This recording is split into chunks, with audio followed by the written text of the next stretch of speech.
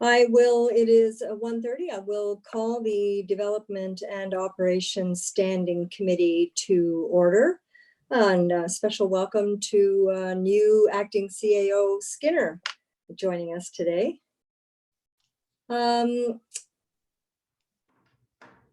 I will provide our acknowledgement that today we acknowledge that this event is taking place on the traditional territory of the Indigenous peoples of Turtle Island, including the traditional lands of the Anishinaabe, Haudenosaunee, and Ojibwe peoples, and on lands connected with the Lake Simcoe Nottawasaga Treaty of 1818. This is the home of a diverse range of Indigenous peoples whom we recognize as contemporary stewards of the land and vital contributors to our society. Okay.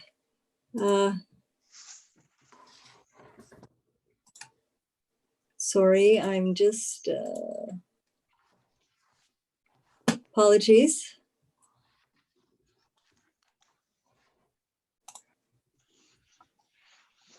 Looking for there we are. So the adoption of the agenda for today, moved by Mayor Saunderson and seconded by Deputy Mayor Hull, that the content of the Development and Operations Services Standing Committee agenda for May 11th, 2020 be adopted as amended. And that is to remove the deputation from the Georgian Triangle Humane Society re the Collingwood CAT program. And I will call the vote then. All in favor? And that is carried unanimously.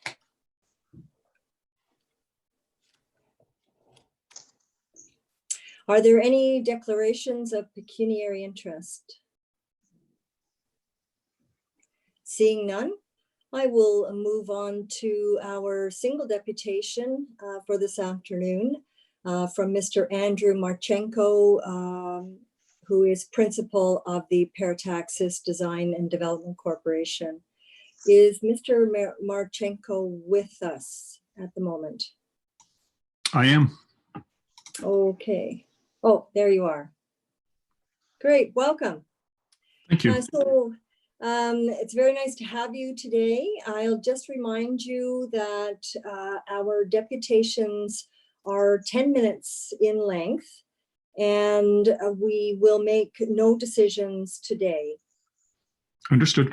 And however, the committee are certainly able to ask any questions after you've finished your presentation. So I see that you've got it posted, so carry on. Thank you. Firstly, greetings, Mayor, Deputy Mayor, councillors, and staff. I'm here in front of you today as part of the process outlined in staff report P2020-2, which laid out the process for evaluating landowners' request to include redesignation of their lands as part of the official plan update process, which was voted for and adopted by council earlier this year. Next slide, please. So our goal, we're proposing the formation of a 5th mixed-use intensification area surrounding and supporting the existing college, the bourgeois and tech sector, and if located there, the new Collingwood General and Marine Hospital. Next slide, please. So our request of you is that you task your planning director and the planning partnership, your independent planning consultant, to consider the proposal and advise whether it's a minor or major one, and if this proposal warrants inclusion in an official plan review and update process. So I did shorten this presentation for what you received just for clarity, because as you said, to get through it in 10 minutes. So here we go. Schedule F of the Town of Collingwood official plan identifies 4 mixed-use intensification areas. The purpose of the existing mixed-use intensification areas is to establish policy which guides intensified forms of mixed-use development within 4 specified areas. So you can see there the areas are laid out A to D and outlined in a more brilliant orange. What we're proposing is a South Collingwood mixed-use institutional support area, which would become the Town of Collingwood's 5th mixed-use intensification area. So if you look at the bottom along Poplar Road, it's an area, again, in brighter orange demarcated with the E. Next slide, please. So the area I want to talk to you about, though, is not just our land, but the land immediately east of it as well. So if you look at that overlay, the provincial policy statement and a place to grow and the Simcoe County official plan provide the primary basis for managing Collingwood's growth and development, including overall population and employment allocations, and a policy framework for where and how growth will proceed. In the context of Collingwood, a place to grow characterizes a town as a primary settlement area in its entirety, consisting of a settlement area boundary, a built-up area, and designated greenfield area. So next slide, please. So these are the following 4 distinct land designations applying to the subject property. You have residential, recreational, industrial park, and environmental protection. But as presently laid out, next slide, please. And, there we go. As presently laid out, these are the uses that have been proposed for those lands. So you have an industrial,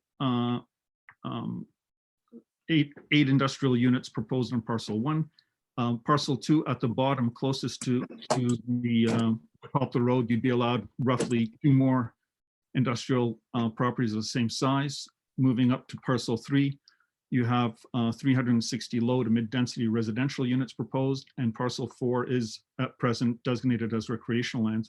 And to the east of Raglan Road, you have an existing college and a proposed hospital. So if you can imagine driving from east to west along there, you'd come across first, if the hospital locates you, you'd see a field with parking, beyond which 1 or maybe 2-story hospital as proposed by Stantec in the preliminary proposal included in the report. And next you'd see the college, and the college right now has their primary impediment to growth is not having housing as outlined in your own report. And then further, you'd have 2 industrial lands and then another industrial property. And then further of the rail trail, you'd have the sprawl of the proposed and built development. So it really does lock in that whole north side of Poplar on that section, the south side of Collingwood, to sprawl. So this isn't me trying to recreate what's there, but just giving sort of a typical drawing where it looks okay from the air, but you notice all the uses are separated. There are no sidewalks, and on the ground, nobody would do a drawing because it's probably not the nicest place to walk. And so people end up driving here. And once you do that, all the problems with sprawl come out, which is a whole different presentation. But take a look at what you have. In the midst of this, you have this beautiful river, and it's a beautiful amenity all year round. But unfortunately, if you look towards the bottom in the center, there's a concrete block dumped to it. And that concrete block is emblematic of how the river is being treated along its passage through these lands. So growth management, to be very clear, we're not proposing a reduction in any one use, but rather a mixing and intensification of those allowed uses. We're also respectfully proposing that not just our development lands, but also the lands on which the hospital is proposed to be studied to establish if mixed use designation is appropriate further east along Poplar Side Road to allow for the full potential of this area to be capitalized on. So if you look at site-specific policies could be developed to establish minimum residential employment targets to endorse conformity with all the provincial, county, and town of Collingwood growth plans and official plans. Now, sorry, next slide. I apologize. I keep forgetting to say next slide. So we should be on a slide that says the following schematic design. If that is the one we're at, I've prepared a plan, but I've said it before and I'm saying it again. We intend to design the South Collingwood mixed-use institutional support area through a public design process that starts that design with a blank piece of paper.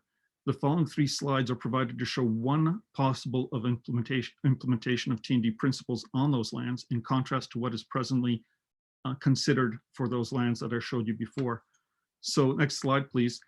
This is a schematic design, and what it shows is a collection of buildings, and not necessarily concentrating on their use, but designing this as an armature of a variety of public spaces that are connected by a variety of streets, greenways, parks. And in doing so, that becomes an armature for a new neighborhood that would support the college, provide affordable housing, not just for the college, but for all of Collingwood, as right now, again, according to the study by Norman Berry Line Company, there's a $60,000 gap between what people can afford and what is actually out there. So the idea here would be not to reproduce or not to cookie stamp what's already being done and being sold, but rather provide the type of housing that both the college, and if the hospital came in there, and if the growing tech sector grows, we're providing all the ancillary uses, but also the public spaces that elevate this from simply housing to a neighborhood and community. So this is, mixed use, compact, and pedestrian based. Now, permitted uses, we're looking at medium density residential, commercial, business park, medical uses, park and open space. All of these both standalone, but also relying on the tech sector that is said to be growing, the college on its own. And if the hospital locates there, great. If not, this could stand alone as is. And those Mr. Marchenko, Yep. I'm sorry to interrupt. I'm just going to give you a heads up. You have 2 minutes. Wow. Okay. Okay. So this is the kind of character I'm looking at, which that zoning and policy would allow, as is this. That's sort of two extremes of it. So looking at implementation, you have this. It's basically suggesting a charrette process, which to assure both broad participation, full transparency. This is a process we intend to employ. Key points within provincial, it's supporting the achievement of a complete communities, and also gives them, the provincial policy gives a minimum density of 40 residents and jobs per acre. To continue, it's manage and directing land use to achieve efficient and resilient development and land use patterns supportive of the patterns that support the achievement of complete communities, efficient development of land and land use patterns. And then further with regarding employment, it's provide for an appropriate mix and range of employment, institutional and broader mixed use to meet long-term needs. So that's what I'm talking about, the needs on there. You can lock it into sprawl, which kind of you have that land that's one of very few pieces that are available. And it to identify strategic sites for investment, monitoring the availability of sustainable employment sites, and encourage compact mixed use development. And from the county, again, all this can flow through county, but settlement areas will be focus of population and employment growth. And land use designation changes within the settlement areas do not require a county official plan amendment. And from municipal, I won't dwell on it, but within the greenfield, which these lands are, they are right now designated for urban use. And within your own policy, you designate 50 residents and their jobs, so a higher standard than Simcoe. And lastly, the same ask as I said before, but the last paragraph of that same report reads, in the event that a request or opportunity emerged that coincided with municipal interest relative to the objectives of the official plan update, the town could elect to include that proposal, those lands, within the scope of the official plan update by way of an exception to the process. Such an exception would be considered by way of a committee/council report, including related recommendations, information, and analysis. So I hope I've at least got you thinking about how this could be a better consideration of that south end of Collingwood. You have this incredible opportunity of having both the river and the potential uses there to make something spectacular and not just relegate it to sprawl. I thank you for your time and consideration. Thank you, Andrew. Well done. I had my to get through. And I will just query whether there is anyone in our online audience. And if so, are there any questions for Mr. Marchenko? We only Okay, have one participant and there's no questions or hands raised. okay, thank you. Then committee, questions for Mr. Marchenko? Councillor Hamlin.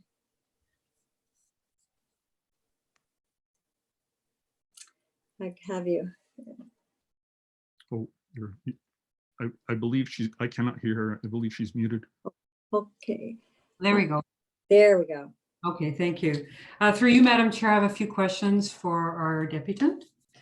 Thank you, Adam. I'll just say thank you for your presentation today. And as you mentioned in your preliminary remarks, we do have a framework that we set up in January to deal with requests such as yours that come in during our official plan process. So after I have my few questions, I will bring forward a motion to refer this matter to staff and our planning consultant in accordance with that policy. My first question is, and thank you for the detail that you provided, are all the lands, the 4 parcels that your presentation dealt with, are they all in one ownership now? No, we're in the midst of due diligence. So of the 4 that we presented, the last piece, which is zoned recreational, we actually haven't even tied up yet. We've been trying to talk. It's owned by the Catholic Archdiocese, and they have just, understandably not been working with us, and we're still working on that. Thank you for that question, because I should clarify that. The other 3 we do have under contract that is rolling through, where each individual parcel is still individually owned. Okay, thank you.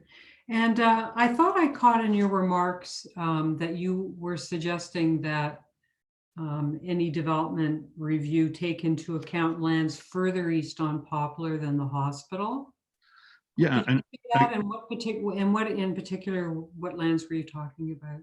So even where the hospital lands are right now, there's all that's proposed is a hospital on there. And if whatever policies and designations were put on that land, if they are changed during review, it would be to allow to build more than just a hospital there. And the same thing for the lands further. In other words, I'm not suggesting taking anybody's zoning or designation away, but at least allowing, if it makes sense, if the town feels its town and market determine that it's valuable, then the same kind of zoning could be there as well, instead of just doing light industrial or residential. Allow it to do the higher density to continue on intensifying that edge rather than relegating it to sprawl. Mm-hmm. I think my sense is during our official plan process, our consultants and staff will be looking at Poplar with a keen eye, because that is one of our major gateways into the town. And okay, thank you for that. And my last question was, in terms of the housing that you suggested would be attainable housing, in what way would your thought be to ensure that the market price for those houses was in fact attainable? So one of our partners moving forward is Ellis Dawn, and they'll be announcing a huge initiative with CMHC regarding attainable housing. But from our standpoint, we presented to CMHC on this as well. And the idea, sometimes that what has happened is you design a beautiful small apartment or condo or standalone unit, and when it's located in a beautiful area, all of a sudden the first purchaser really gains a lot, and the next purchaser buys it, and it's no longer attainable. So it would not only be designing small units. If you look on the plan, I have 20 by 20 workshops with a 10 by 20 loft over them. Those are for artisans that can come there and afford to both live and work there. And then, as they move up, or other people who come in and live there, the key would be to work with the town to make sure that whoever buys it still gets a good return on it, but it's kept affordable by rolling the profits back into the project as opposed to just letting it go. And I think those policies are very key, because this has happened over and over in other projects where attainable housing is for one generation only, and then it becomes a cutesy little apartment or something. You have to work you can't just end it at when you walk away and finish the project. Yeah, I totally agree. And I'm glad you're thinking about that, because there are a few innovative projects and places in Canada that have taken that under, how they're, I should say, incorporating it into how they're doing projects. So I'm glad to hear that there's somebody locally thinking about that as well. Thank you. So thank you. So Madam Chair, as I say, when it's an appropriate time, I'd be pleased to make a motion as indicated. Okay, thank you, Councillor Hamlin. Councillor Jeffrey, did you have a question? Actually, I think that Councillor Hamlin maybe answered. I was just curious as to why we needed to refer it if we're running the OP review in any event. Wouldn't submission to the planning department accomplish the same thing? So I was just wondering if we really needed to refer it. If I can answer that, I believe that policy, and Adam, correct me if I'm wrong here, but I believe that policy states that right now you are able to consider whether or not Adam and planning partnership should consider this under the larger official plan review process. And we're asking if that is the case, then if we can also work with, completely openly work with planning partnership to set up those policies together. Director Farr, are you there? Yes, I'm here. So I guess the question is speaking to Mr. Marchenko's comments and interpretation of the policy. So we're in the midst of the OP review. This is one of a number of requests that we've had by individuals with an interest in a particular property seeking to have those lands redesignated. This is the first one that's come forward through committee. The policy actually indicates that the appropriate step is to simply receive these requests as a matter of transparency and then refer them to staff for a decision as to whether or not the request should be incorporated into the official plan exercise, or whether they should be deemed minor, or whether they should be deemed major and be viewed as requiring independent development applications. The question of whether or not there's a convergence of interests is one of the key criteria that have been set out in evaluating these requests. And we'll definitely undertake that review and advise council at the conclusions for. Very good. Thank you, Director Farr. Are there any other questions from members of committee? Okay, seeing none. Oh, I'm sorry, Mayor Saunderson. Yes, thank you, Madam Chair. And this is really a question through you to Director Farr, and maybe this is something we should address at the end under other business. But I'm just wondering, in the process of assessing these, when we refer these individual requests, are they done on a one-off basis, or are they done collectively once we've received all of the requests we are anticipating? And I'm in your hands, Madam Chair, if you want to deal with this now or down under other business at the end of the meeting, because it's really more of a procedural question than one that relates to Mr. Marchenko's presentation. Thank you, Mayor Saunderson. I think because we may want to have a further discussion, let's hold that for other business and bring it forward. Okay, thank you. So at this time then, our policy would be to refer, Councillor Hamlin, I will entertain your motion to formally send this to planning and to our consultants, the planning partners. Yeah, that's my motion. Yes. Yes, that's it. Oh, Want me to say okay. again? Yeah. All right, then. I guess it's not actually necessary for us to vote on, or Deputy Clerk? I think what Director Farr was saying, that it's not required to have a Mhm. motion at this Yeah. point. Okay, all right. Okay, then let's move on. Thank you very much, Mr. Marchenko, and wish you all the very best. And this will go forward as discussed.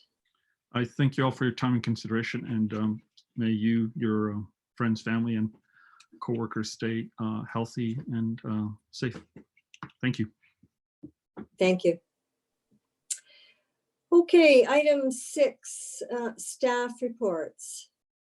The first item in front of us is Public Works 2020-07 Winter Service Agreement with the Township of Clearview. And I will turn that over to our Public Works. Is that you, Peggy?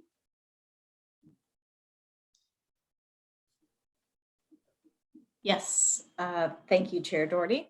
I will be speaking to this staff report this afternoon. Could you forward the slides, please? So for many years, the Township of Clearview and the Town of Collingwood have assisted each other in meeting winter maintenance standards on each other's roads in the interest of efficiency as it relates to response time. To date, no formal agreement has been in place for this mutual collaboration. With this staff report, staff are requesting Council's authorization to finalize a winter service agreement with the Township of Clearview. The proposed agreement outlines clear expectations on roles and level of service, reducing the liability and risk for both municipalities.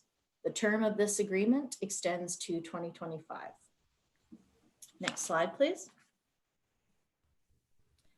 Winter maintenance service, as provided by both municipalities, includes the work listed on this slide. These services are typical required work to meet minimum maintenance standards. The agreement proposed does not include mutual fees. Each municipality will cover the cost of their own responsibilities. Each municipality will take responsibility and carry the liability for the road portions that they maintain. Next slide, please. There are 2 areas covered under this agreement. Shown on this slide is Caddo Drive in the Township of Clearview. This is on the west side of Collingwood. The Town of Collingwood completes winter maintenance on this road for the Township of Clearview as part of our route that clears the 10th line from Poplar Side Road to 6th Street. Next slide, please.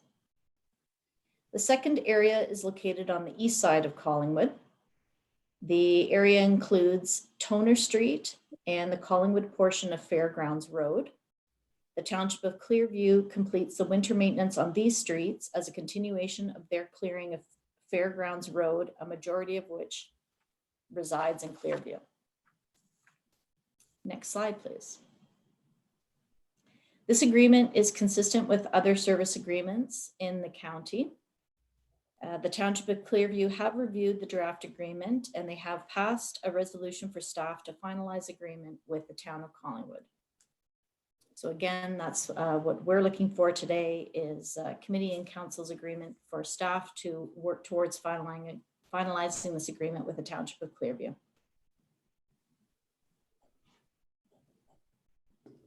Are there any questions? Thank you, Director Slama. First, we'll turn it over to any members of the public if there are any questions. Doesn't look like there is any. Thank you. Okay, then I will read the motion and turn it over to committee for discussion.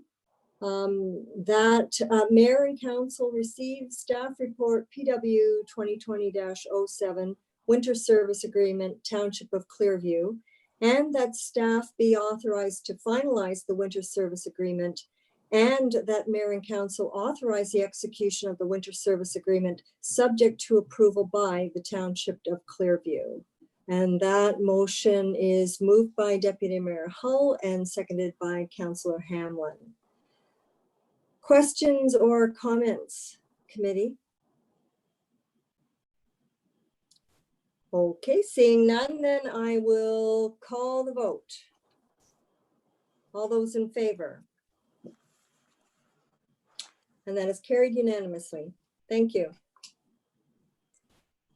Next item, 6.2, PW 2020-08, 2019 Annual Wastewater Compliance Report. And committee, this is the report deferred from April 27th, 2020 council meeting.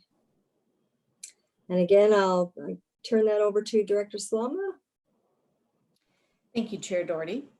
Before I start, I will mention that we do have the new Manager of Environmental Services, Heather McGinnity, available if there is any questions on this report. And I'll just give a brief introduction to the committee of Heather. Heather is a professional engineer, and she comes to us with a background in municipal operations. She has some experience working in environmental services and also project management. And earlier in her career, she also has some experience in consulting engineering. Heather came to us at the beginning of April. So I don't know if I can say right in the middle of our adapted COVID operations, but certainly her experience and knowledge has been a valuable asset, and she's been able to hit the ground running here in Collingwood, and working with the wastewater staff on this compliance report has been a big part of her job the last few weeks. So welcome, Heather, to the town of Collingwood. Welcome, Heather. Thank you. So staff had presented the 2019 Wastewater Annual Compliance Report to committee in March. And today I'm bringing forward a revised report for committee's consideration. As required by the environmental compliance approval issued for the wastewater treatment plant, the annual compliance report for the previous year is required to be submitted to the ministry by March 31st. Following committee in March, with a suspension of council, the report was submitted to the ministry prior to the March 31st deadline. Next slide, please. The district inspector reviewed the report and requested some clarifications. Staff used the opportunity to reformat the report so requirements included in the ECA were clearly provided. The revised report includes an expanded summary, historical trending and interpretation of the trending, as well as a list of projects. Next slide, please. In addition to the previously acknowledged instance of non-compliance in 2019, which was some missing leachate samples from the County of Simcoe landfill site, additional non-compliances were identified relating to the expanded monitoring requirements for raw sewage. The additional non-compliances are related to a change in testing requirements that were part of the new 2019 ECA. These subtle changes were not recognized, and therefore some data was not accurately recorded. Staff have had numerous discussions with the inspector on these requirements. The missed data was acknowledged quickly by our staff, and the inspector is satisfied that Collingwood now has the procedures in place to complete all testing requirements going forward. It should be noted that these testing requirements are not related to effluent quality.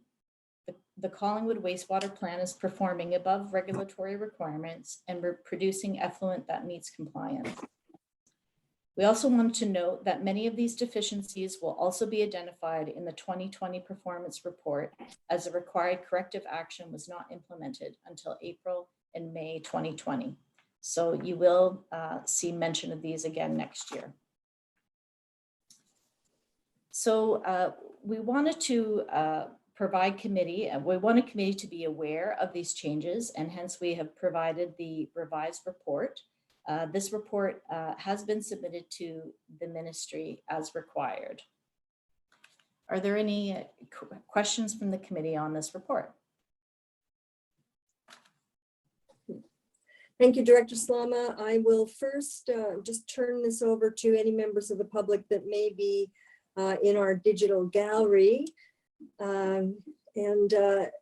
Deputy Clerk Dahl, is there anyone with questions? There is not, no. Thank you. Okay, I will just very quickly read the motion and then turn it over to committee for questions and comments. PW 2020-08, the 2019 Annual Wastewater Compliance Report, moved by Councillor Hamlin and seconded by Councillor Jeffrey, that council received staff report PW 2020-08 and endorsed the 2019 Annual Wastewater Compliance Report.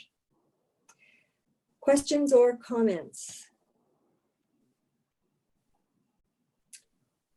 Seeing, Mayor Saunderson. Thank you, Madam Chair, and thank you, through you, thank you, Director Slama, and welcome to Heather McGinnity as our Manager of Environmental Services. So I just wanted to get confirmation that, as I understand it, that this report that we've received today is really a reformatted report that we received earlier, and that the non-compliances that have been noted were really more in terms of data collection or sampling, and that they have been rectified, and so moving forward will be caught appropriately. Yes, through the Director chair. Slama? Okay, through the chair to Mayor Saunderson. Yes, that is correct. Good. Okay, thank you very much. I just wanted clarification. Very good. Any other questions? Seeing none, I will call the vote. All those in favor?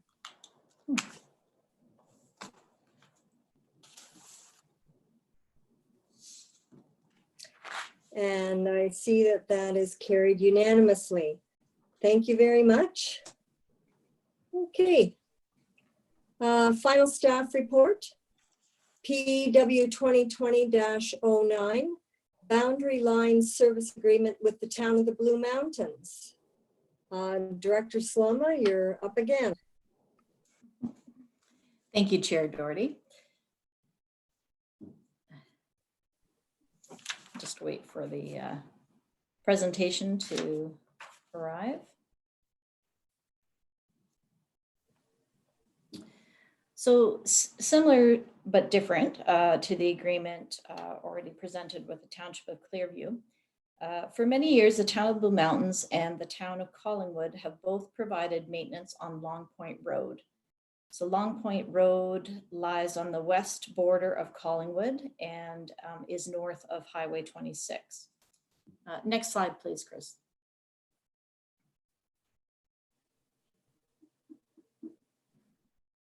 Next slide, please.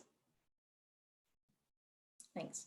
The municipalities originally entered into an agreement in 1970. Over time, operations have evolved, and current practice is that Collingwood completes the winter maintenance and Town of Blue Mountains completes summer maintenance on this road. The proposed agreement outlines clear expectations on roles and level of service, reducing the liability and risk for both municipalities. The term of this agreement extends to 2025. So Collingwood, in performing the winter maintenance, will do the work between November the 1st and April 15th. Winter maintenance includes snow plowing, ice control, combination of plowing and ice control, de-icing, sanding, and winter material application, winging back of high banks, and winter maintenance patrol. Town of the Blue Mountains will complete the routine maintenance between the time period of April 16th and October 31st. This will include road surface maintenance, such as pothole patching, shoulder maintenance, roadside debris removal, traffic control maintenance, such as signs, and vegetation removal. The agreement proposed does not include mutual fees. Each municipality will cover the cost of their responsibilities. Each municipality will take responsibility and carry the liability for the road portion that or the road work that they maintain. Sorry. Next slide, please.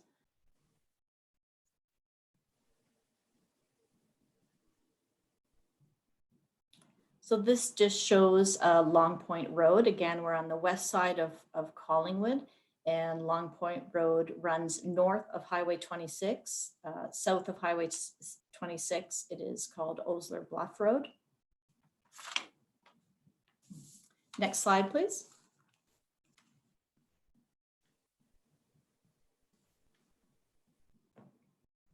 This agreement is consistent with other service agreements in the county.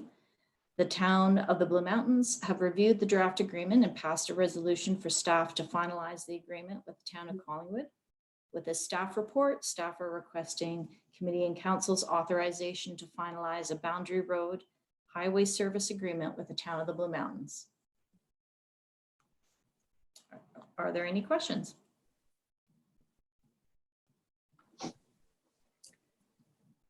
Deputy Clerk Dahl, is there anyone in the audience that would have any questions? There are no questions and no hands raised, so no. Thank you, Deputy Clerk. I will then just read the motion before we start our discussions. That Mayor and Council receive staff report PW 2020-09 to enter into a revised boundary line highway service agreement with the town of the Blue Mountains, and that staff be authorized to finalize the boundary line highway service agreement, and that council authorize the mayor and clerk to sign the boundary line highway service agreement upon the final recommendation of the Director of Public Works. And that was moved by Councillor Jeffrey and seconded by Mayor Saunderson. Questions? Councillor Hamlin, did I see you had a question before? There you are. Permission to speak. Thank you. Thank you very much. I reviewed this agreement on the weekend and sent some comments to Director Slama. Really, my main concern was that in this area, in other words, on the west side of Long Point Road, has long been proposed by the town of Blue Mountains for considerable future development for commercial and industrial use, commercial and residential uses. There are two pending applications there, one of which is proceeding with a developer who is raring to go, although he has some holdup, I believe, because of MTO concerns with the alignment of Highway 26. So my concern with this agreement isn't so much that we are sharing the cost, so to speak, of keeping this road in a good shape, but rather that things may change dramatically if development applications do proceed on the town of the Blue Mountain side. I understand from previous discussions I've had with our own staff that on the east side of Long Point Road, which is in Collingwood, there's not much development potential because of the nature of the lands there.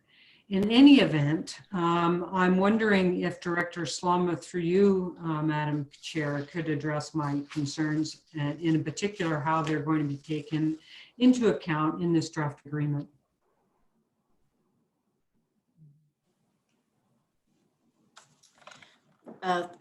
Through the chair to Councillor Councillor Hamlin, you just.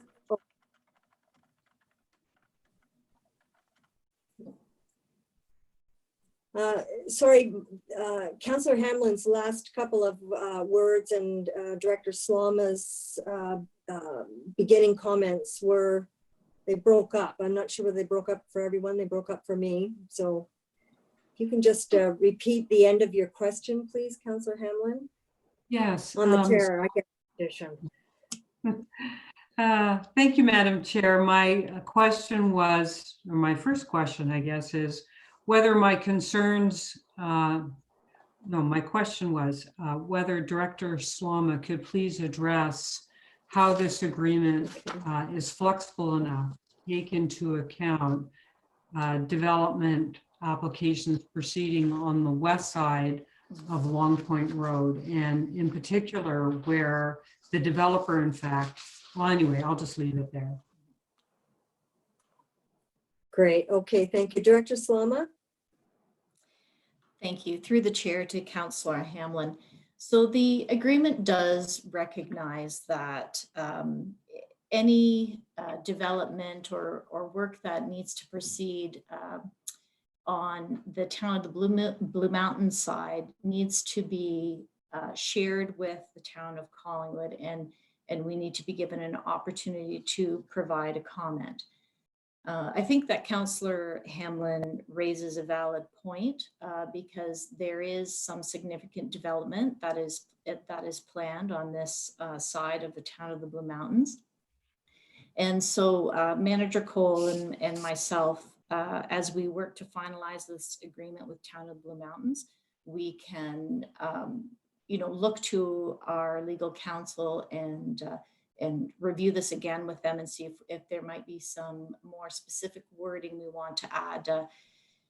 It would be typical for both municipalities that any work, any improvements or that would be needed on Long Point Road to accommodate planned development or the intersection with Highway 26, that those costs would be borne by the developers and not either one of the municipalities. So we can ask those questions and look towards clarifying that or making sure our interests are preserved in this agreement. Thank you. I have one follow-up question. Deputy Clerk Dahl. Oh, okay, sorry. Go ahead. Yes. Go ahead, Councillor Hamlin. I wanted to, yes, thank you. I wanted to suggest that this agreement be forwarded on to council without a positive vote, because in my view, it will need a complete rewrite. And at this point, in any event, I would not be prepared to support it. Thank you. Thank you, Councillor Hamlin. And Deputy Clerk Dahl, in the case that these potential revisions have been identified, should we just defer this report? Would that be or the best process, or refer it to council and have it deferred at that level, or move forward and do a revision later?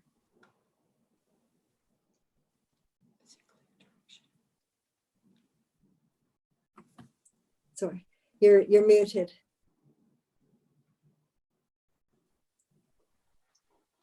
Deputy Clerk Dahl, you're muted.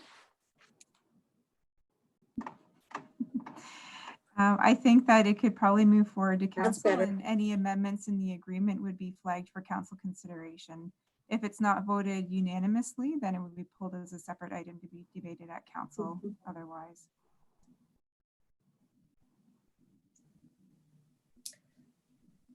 Okay, committee, let's make a decision whether to advance this. Oh, I see Mayor Saunderson would like to speak.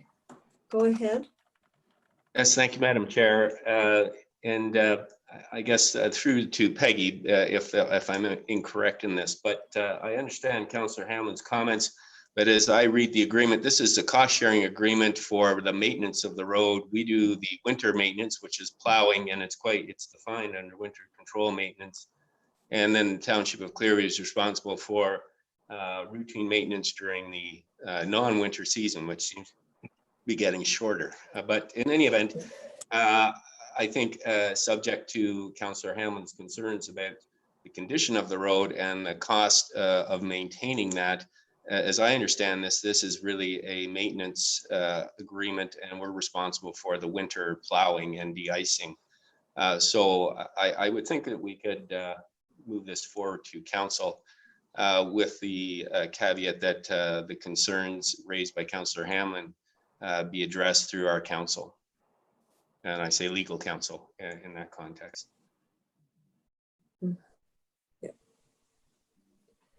Thank you, Mayor Saunderson. Any other comments? Okay, then I will read the motion. Oh, sorry. Councillor Jeffrey, did you have a comment?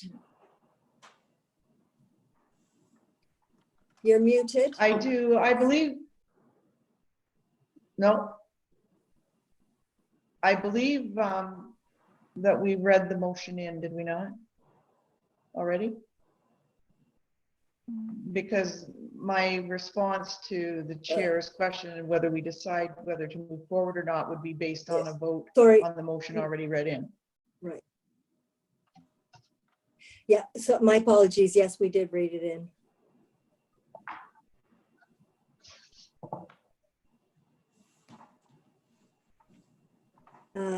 Any further comment, Councillor Jeffrey?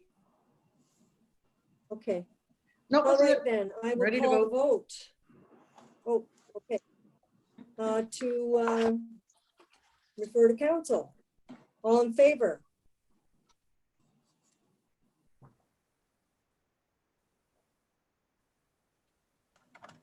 And that is carried. Thank you.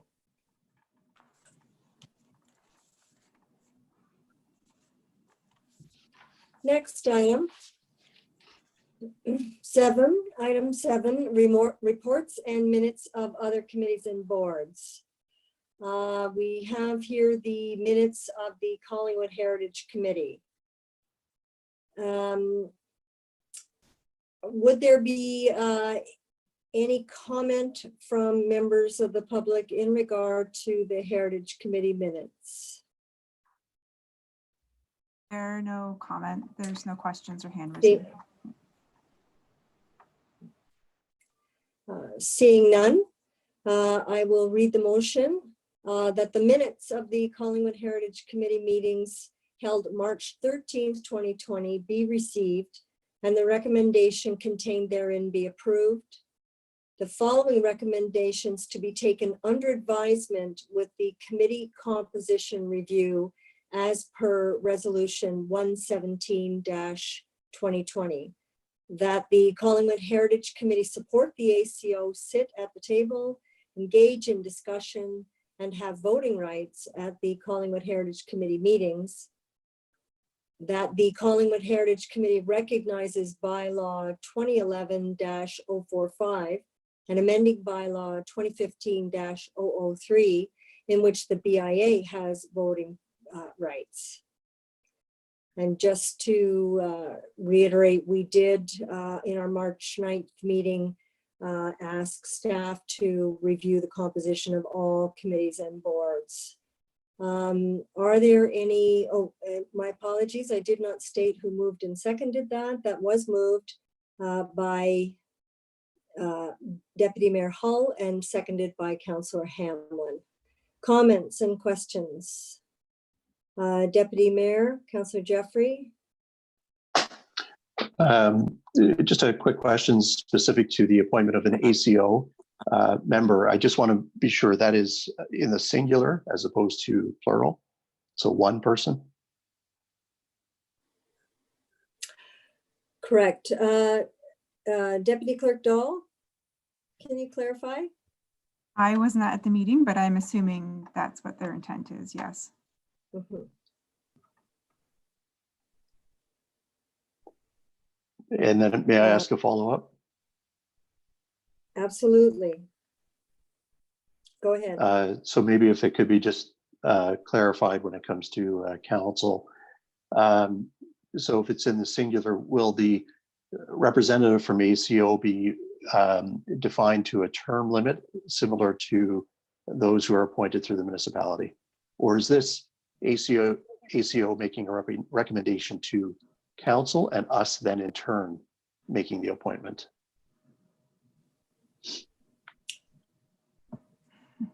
Deputy Clerk Dahl. So through the chair, the clerk's department will be doing a review of all of the organizational appointments to our committees. So this will come forth in a recommendation from council to what we determine is appropriate. Excellent, thank you. Councillor Jeffrey. Thank you, Madam Chair. I guess my question was in receiving the minutes, we're not approving the recommendations of the Heritage Committee contained therein. It would have to come as a separate motion, or we would have to vote on it separately? Because that's my understanding, is that we've asked for this type of consideration to be referred to staff to consider the makeup and the importance and voting rights of our committees. So I just want to make sure we're not sitting here voting for something to happen that usurps that process. So we're simply receiving the minutes, acknowledging that the committee made those recommendations, but we're not making a decision on that today. Correct. I'm interpreting that because the wording here, taken under advisement with the committee composition review, that is exactly what we're doing, Councillor Jeffrey. Deputy Clerk, do you want to clarify further? Yes, that was the intent of putting the wording like that. So the committee wasn't making that recommendation at this time. It would be considered within the staff report that staff will be bringing forward. As a follow-up, And Madam Chair. Yes, absolutely. Go ahead. Thank you. I think I probably would have preferred the wording refer to the committee review process. I think it's clearer than to, for me anyway. I looked at the wording. I was a little worried about what we were voting on today. Okay. Is there any other member of committee that had any concern with the wording of this resolution?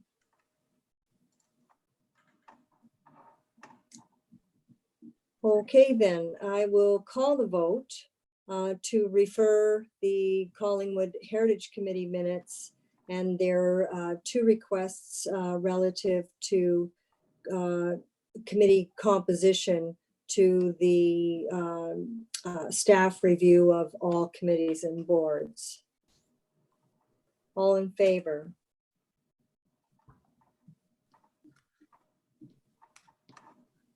And that is carried unanimously. Thank you. Okay, moving on to item, apologies, Mayor Saunderson, were you wishing to speak on the previous motion? Yes, I was going to ask a question through you to staff dealing with item 6.1 on the minutes of the Heritage Committee relating to the approvals for 27 Simcoe Street. And I was just looking for some clarification through Director Farr or maybe Candace Bondarchuk.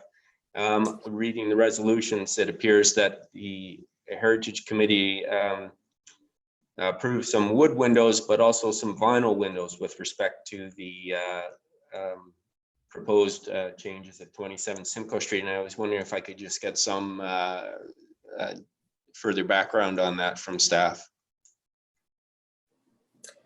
Thank you. Director Farr. Yes, through you, Madam Chair, Mr. Mayor, I would have to look into it further. I know that the Heritage Committee was supportive of this.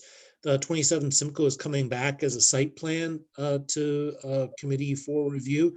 So there will be some additional detail available at that time if you wish to discuss it more at a later date. Otherwise, I could get back with an update separately.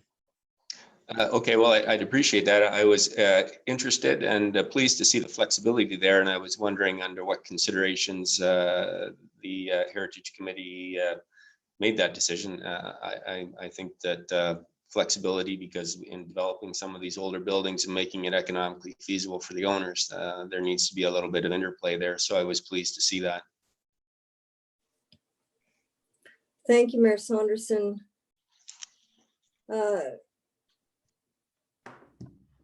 Okay, then I'm going to move forward to item 8, the consent agenda. We have item 8.1. The town of Bracebridge has submitted a resolution asking for support for the ban of single-use disposable wipes. We have 2 items from the City of Hamilton. A request to regulate and enforce odor and lighting nuisances related to the cultivation of cannabis plants. and also to prohibit and regulate certain public nuisances. And finally, item 8.3 is a waiver of a minor variance application fee for the Out of the Cold program. And direction is asked for from this committee. Are there any items that the committee wish to be pulled? Councillor Jeffrey.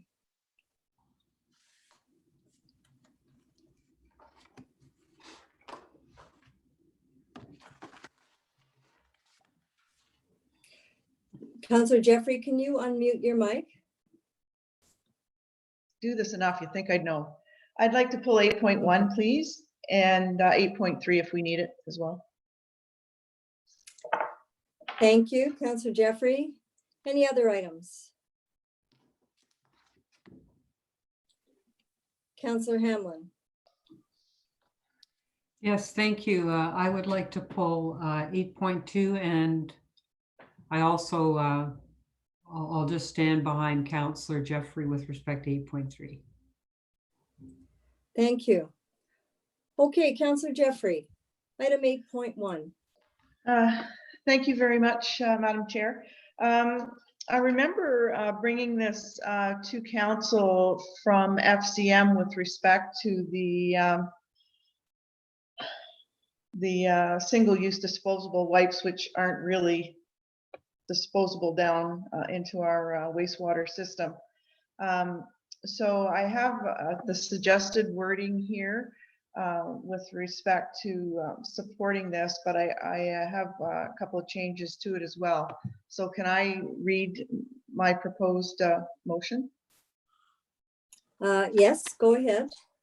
Okay.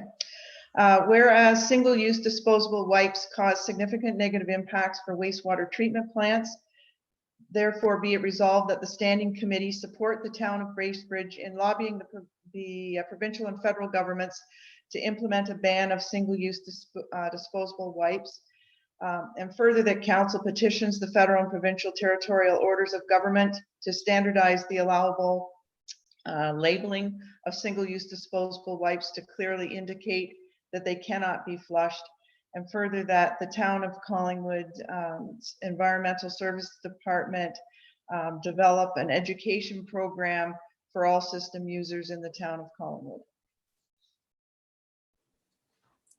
Thank you, Councillor Jeffrey. Do we have a seconder for that motion? Sorry. Oh, Sorry, Chair. Deputy Clerk?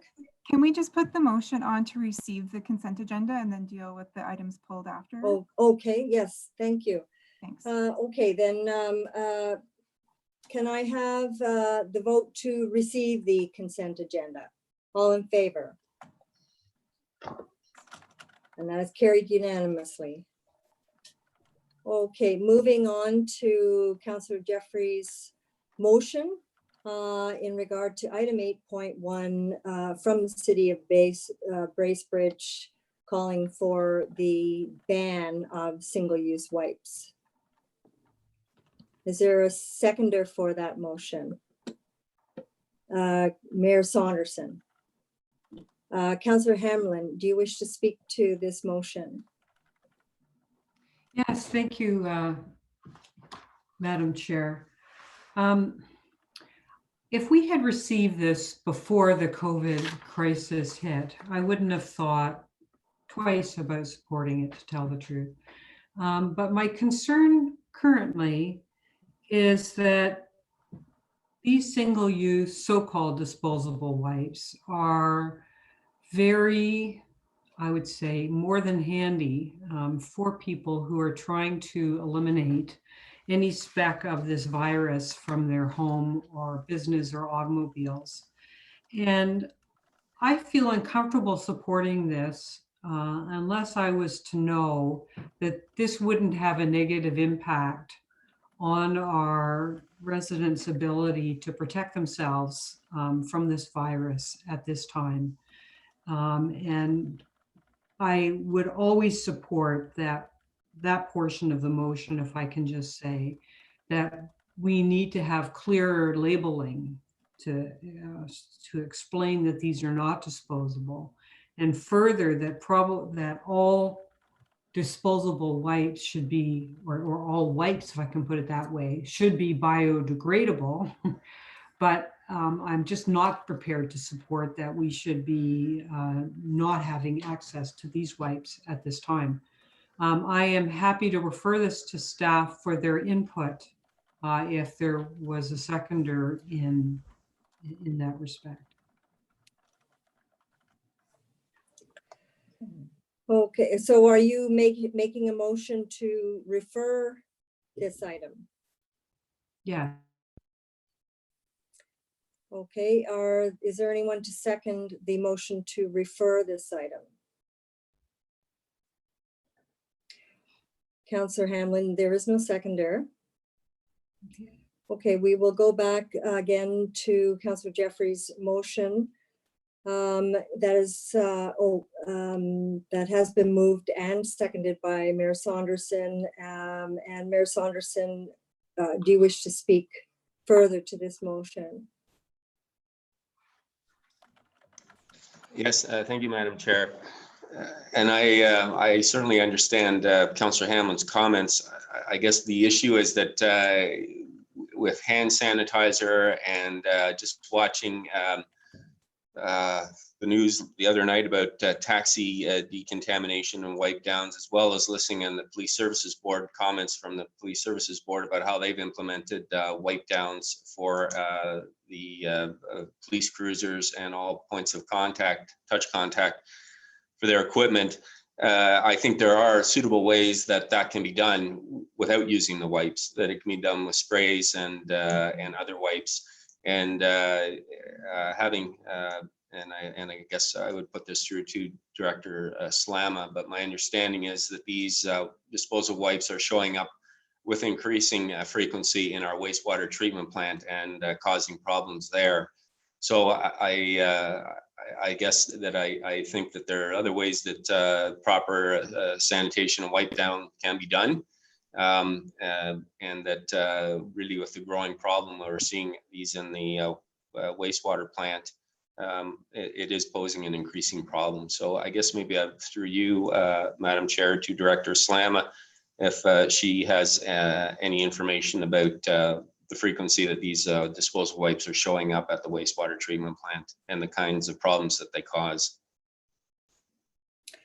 Director Slama?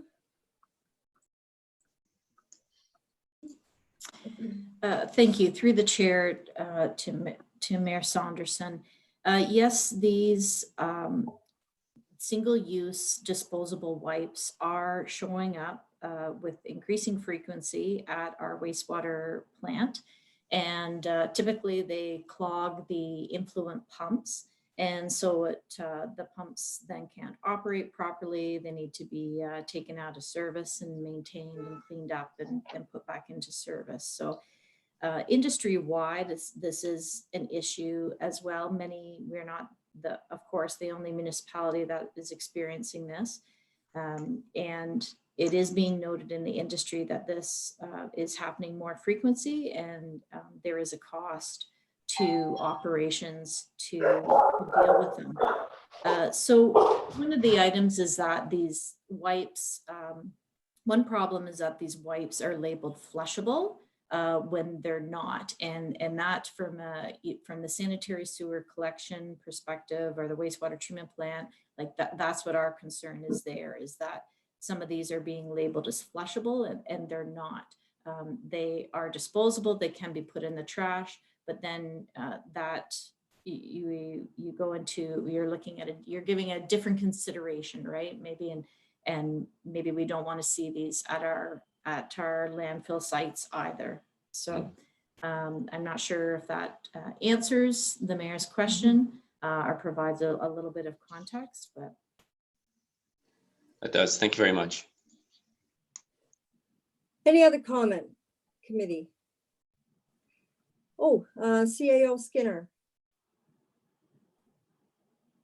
Thank you. I just wanted to recognize some good work in this vein, in that our PEGI staff Michelle Blanchet from Health and Safety and Adam Ferguson have already put out a news release on March 23rd to folks to share the message that these are not flushable, which we could further communicate, but there is messaging already out from the town on official channels on this topic. Thank you. Thank you, CAO. If I can just, Councillor Hamlin. Unmute your microphone, please. Thank you. I just have a question through you, Madam Chair, to staff as to what kind of public relations campaign we could mount that would ask people to not use disposable wipes to eliminate the COVID virus, but would use alternative methods as suggested by the mayor. What would that campaign look like? Okay, staff, Director Slama, I guess, can you answer that question? So I think that we could do a campaign which was similar to what we did as CAO Skinner mentioned, which was using our opportunities on our social media outlets. And we also did a media release which spoke to these single-use disposable wipes as not being flushable. So that would be one suggestion. Thank you, Director Slama. I will just say that I am in support of Councillor Jeffrey's motion, well, in support of the town of Bracebridge and Councillor Jeffrey's motion to ban these single-use wipes for the reasons that have been outlined. They are, first of all, not flushable. They do tend to clog up our wastewater processing system, but they are also not biodegradable. And by throwing them into the landfill, we still wind up with a landfill problem. Ontario generates 12.7 million tons of waste annually, half of which is going to landfills. And biodegradable, just speaking to the second part of Councillor Jeffrey's motion, I'm not sure I would support the part of the motion that asks for consideration of the industry to develop biodegradable wipes, because biodegradable wipes will create greenhouse gases in landfill. The Waste Free Ontario Act of 2016 states that the highest and best management of waste is reduction and reuse, and anything else will have environmental or land or water or human impacts. So I'm wondering if it's possible to separate out just that portion of Councillor Jeffrey's motion, speaking to consideration of or speaking to a direction to the industry to develop biodegradable wipes. Director or Deputy Clerk, can you give me some assistance on that, please? Yep, it can be separated out and voted Thank you. on individually. Thank you. Do you have a copy of Councillor Jeffrey's full motion? Because I was unable to write it down fast enough. Councillor Jeffrey? I'm just confused about where I was referring to biodegradable, because I did not refer to that in my motion. I simply moved for the ban for the standardizing of labeling in worst case scenario that they clearly say they cannot be flushed, and then in education. Okay, thank you. I misinterpreted that second remark. So Councillor Jeffrey, can you reread the whole motion, please? Whereas single-use disposable wipes cause significant negative impacts for wastewater treatment plants, therefore be it resolved that the Standing Committee support the town of Bracebridge in lobbying the provincial and federal governments to implement a ban of single-use disposable wipes, and further that council petitions the federal and provincial territorial orders of government to standardize the allowable labeling of single-use disposable wipes to clearly indicate they cannot be flushed, and further that the town of Collingwood's Department of Environmental Services develop an education program for all system users in the town of Collingwood. Thank you, Councillor Jeffrey. Deputy Clerk, I would still ask that the section and further that council petitions the upper levels of government to standardize the allowable labeling of single-use disposable wipes be separated out, because this is still implying that they would be disposable. And my point is that we should be avoiding disposing anything, if at all possible, into our landfills. Okay. Yeah, so if you, we can call the Okay, vote. so I will call the vote. Okay, so how, we just vote on the,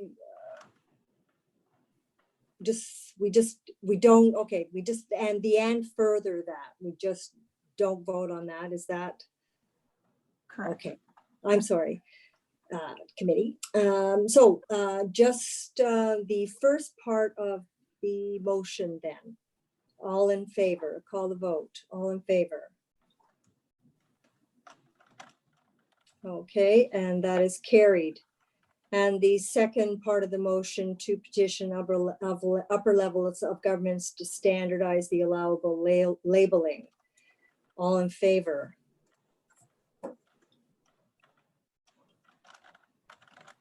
And that is carried. Thank you. Oh, Councillor Jeffrey. Thank you, Madam Chair. Just to ensure that the education piece you included in the vote, we were voting on everything but the and further that. Okay, apologies. Okay, the last part then, the education piece. All in favor. Okay, Councillor Hamlin, how do you vote? Okay, that is carried. Thank you. Thank you. Thank you very much, committee. Okay, item 8.2. Motions from the City of Hamilton.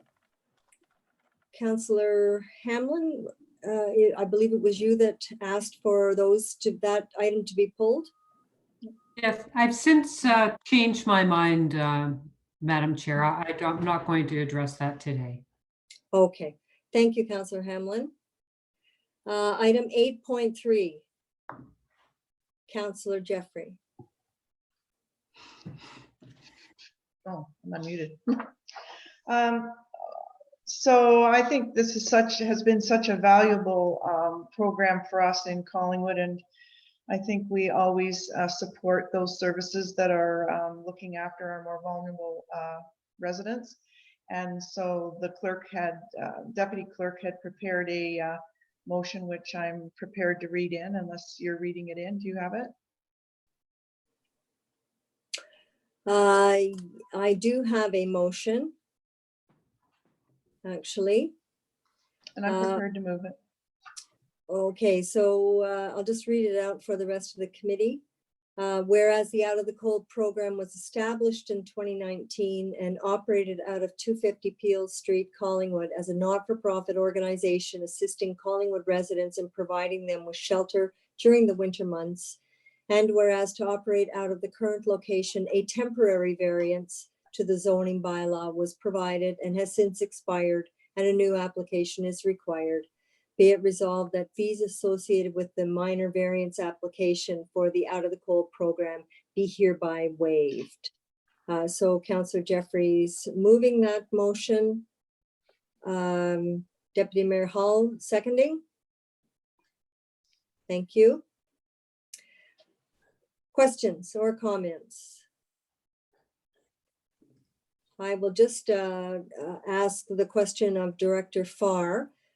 So the application for the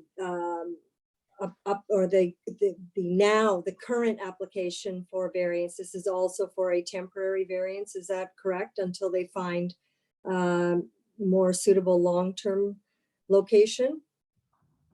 The application, Madam Chair, that we have right now is, it's for a temporary extension of the operating agreement with the town for 2 years. Great, thank you. Any other questions or comments? Right, and I will call the vote on the motion. All in favor? And that is carried unanimously. Thank you. And now we're at item 9, departmental updates. I see we have one update on the agenda for Minnesota Street drainage. And I will turn the floor over to Director Slama again. Thank you, Chair Doherty. I just wanted to provide committee with an update on the Minnesota Street storm sewer project that we're working on. So staff had previously identified the need to replace the Minnesota storm sewer. This is a double 1.8 meter wide elliptical sewers. They run underground. They run under the land that is west of Minnesota Street and in between Minnesota Street and the trail.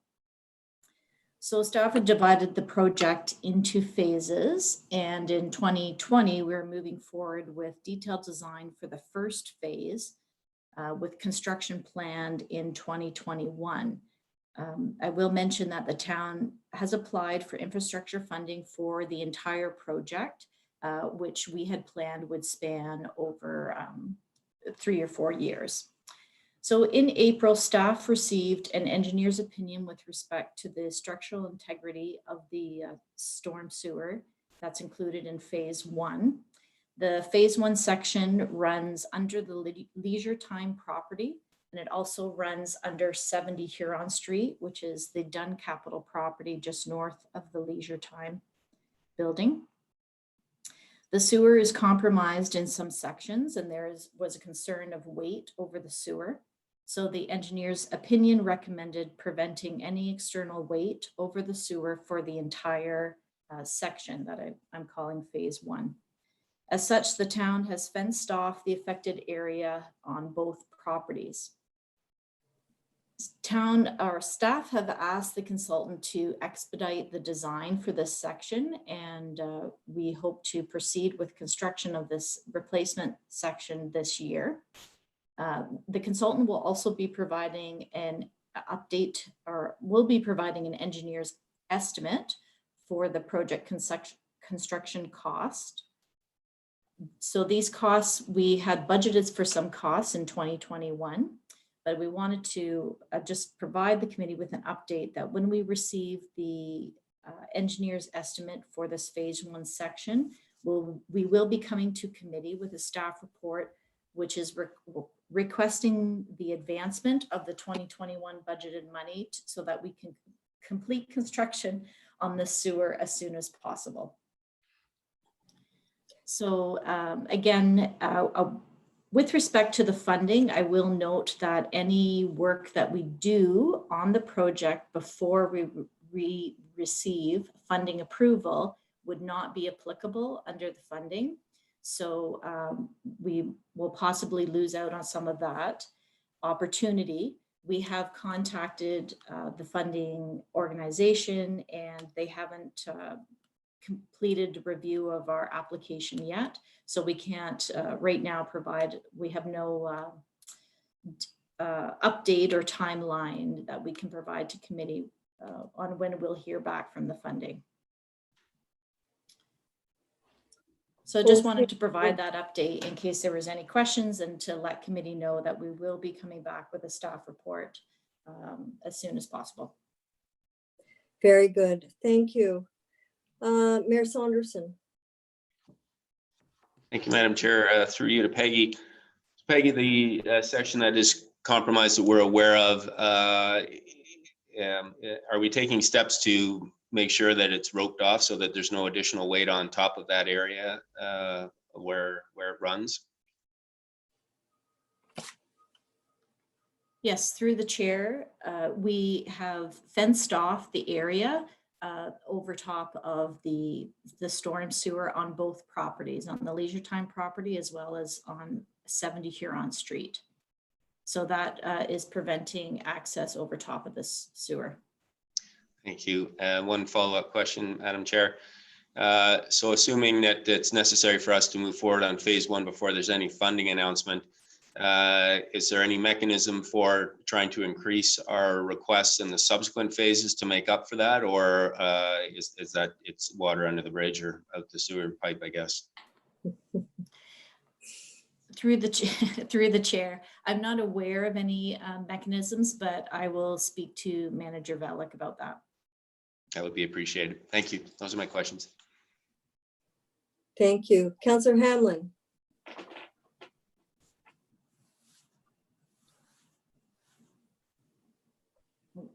Unmute your mic, please.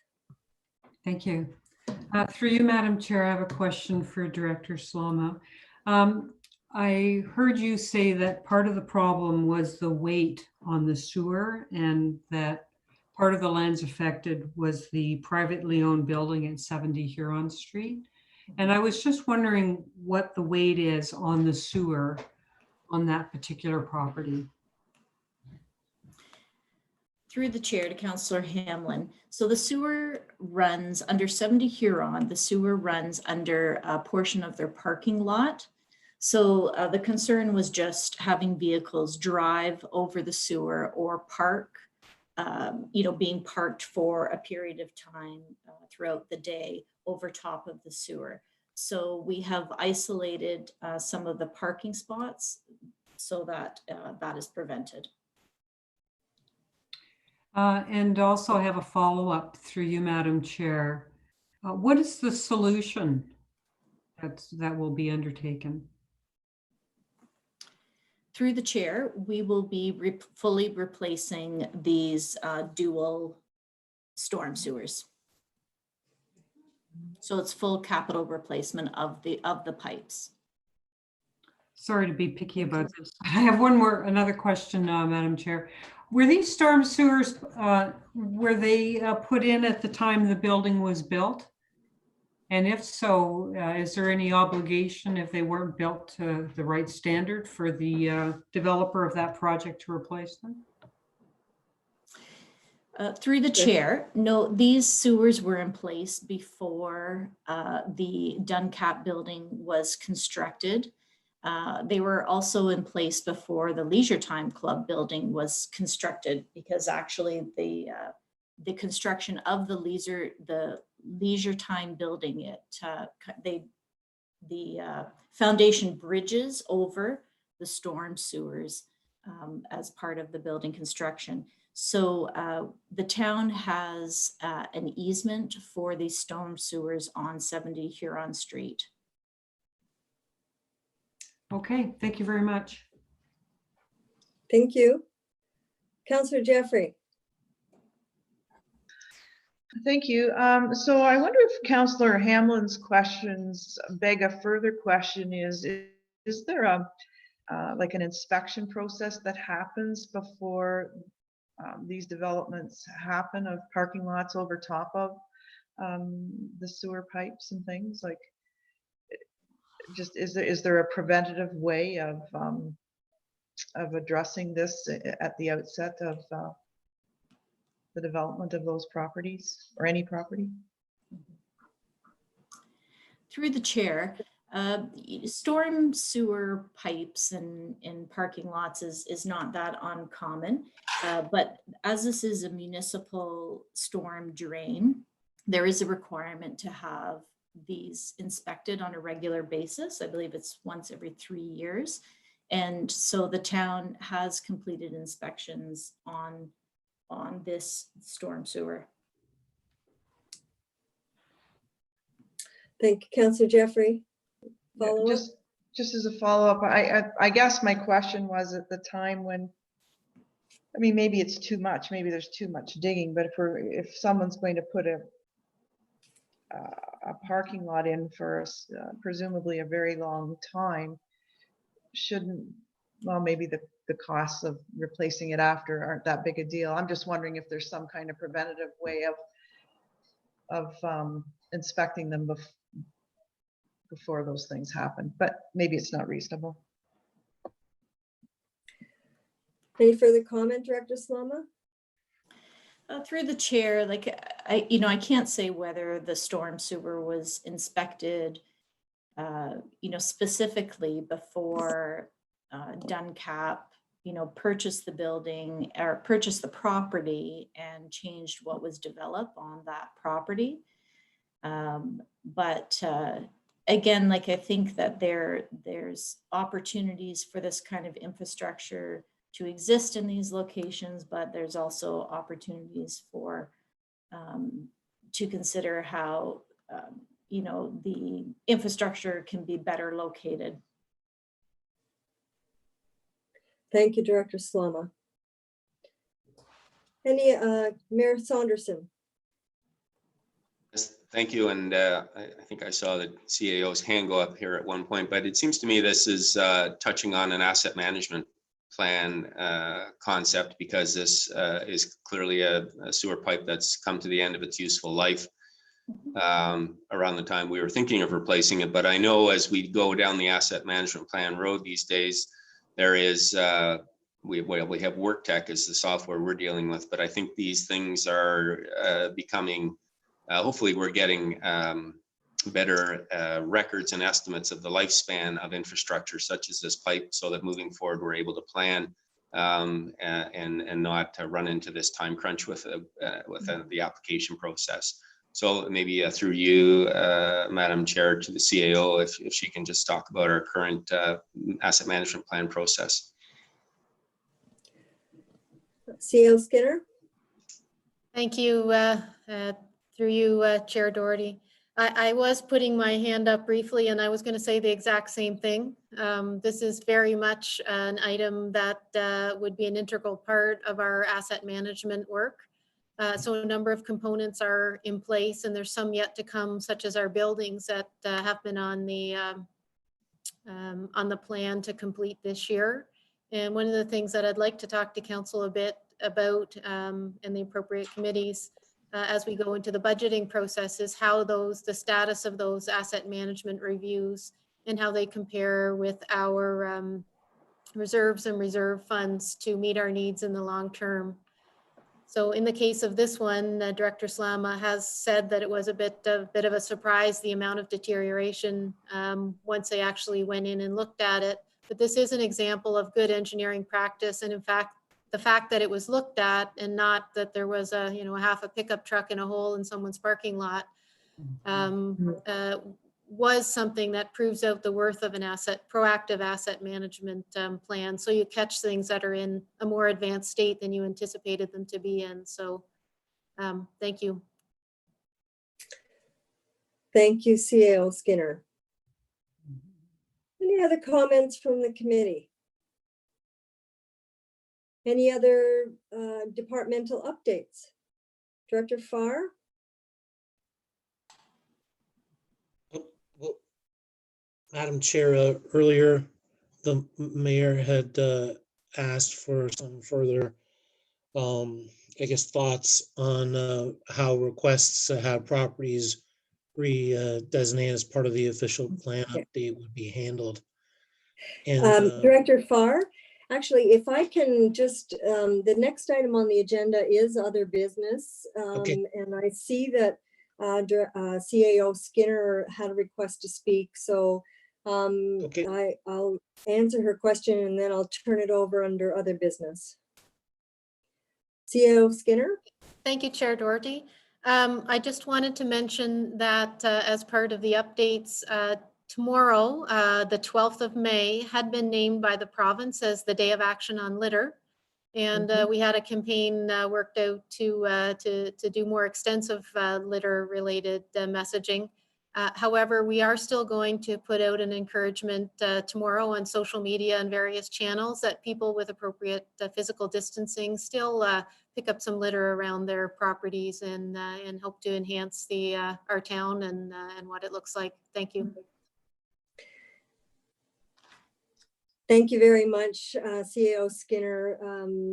That was an item actually that I was going to bring up under other business, and I'm very, very glad you flagged it. It's most unfortunate that our first day of action on litter had to happen in the middle of this pandemic. But next year, well, tomorrow we'll do what we can, and next year we'll make it bigger and better than ever.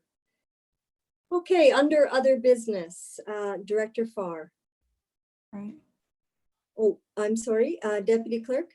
You just skipped over delegations. I don't know if anyone in the Oh, audience I'm is wanting to speak. I apologize. If they want to is raise their there- hand, if there's anyone that wishes to speak. And no one raised their hand, so I'm going to say no. Okay, thank you. Okay, thanks. Sorry, audience. Okay, now, Director Farr, you're up. Okay, thank you. Sorry for speaking out of turn earlier. No. So this would be referencing the item I just mentioned. The mayor was asking about the process for handling requests for redesignating properties under the official plan and whether we would bundle those together and respond to them as a group or deal with them individually. I think that as Mr. Marchenko's was the first such request, I will be discussing this issue of whether or not we deal with them individually or as a group with the planning consultant. We have just received draft discussion papers, which is the precursor to releasing discussion papers to the public, which we expect to do in June.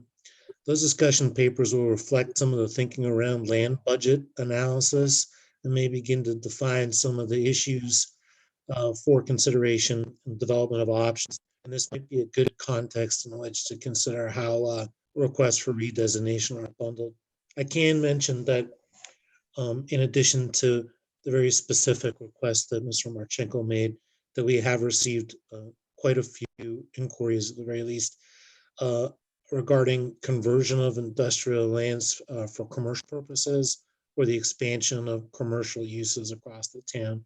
And those have some similarities as a bundle of requests, but none has materialized as something to bring to council yet. So that'll be something we're thinking about as well. Very good. Thank you, Director Farr.